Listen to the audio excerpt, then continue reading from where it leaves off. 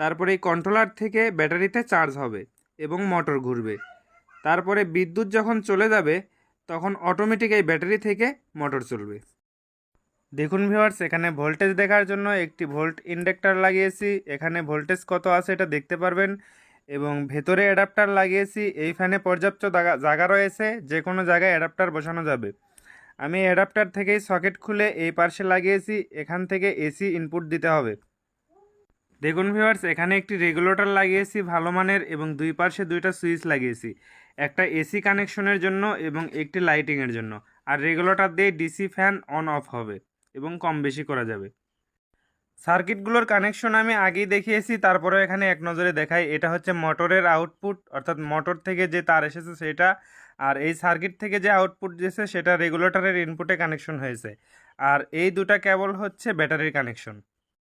আর এই পাশ থেকে যে কেবল গেছে এটা অ্যাডাপ্টারে, এবং অ্যাডাপ্টার থেকে এসির যে ইনপুট রয়েছে সেটা সরাসরি সকেটে দেওয়া আছে। ব্যাটারিতে কত পার্সেন্ট চার্জ রয়েছে সেটা দেখার জন্য যে ভোল্টেজ ইন্ডাক্টর লাগিয়েছি, এই ভোল্টেজ ইন্ডাক্টরের কানেকশন হয়েছে প্লাস, অর্থাৎ লাল তার যেটা, সেটা রেগুলেটরের যে সুইচ রয়েছে সেই সুইচ থেকে, আর কালো তার যে কোনো এক প্রান্ত থেকে দিলেই হবে।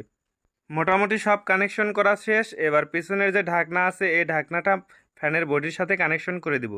দেখুন এখানে পর্যাপ্ত জায়গা রয়েছে, আপনি চাইলে এখানে 24টা পর্যন্ত ব্যাটারি কানেক্ট করতে পারবেন। আমি জাস্ট পরীক্ষামূলক এখানে 3টি ব্যাটারি ব্যবহার করতেছি। দেখুন ভিউয়ার্স, ফ্যান বানানো কমপ্লিট। এবার দেখুন এখানে 4টি লাইট লাগানো আছে। 4টি লাইটের মধ্যে একটা লাইটও জ্বলছে না, কারণ এখন বিদ্যুৎ থেকে চলছে না।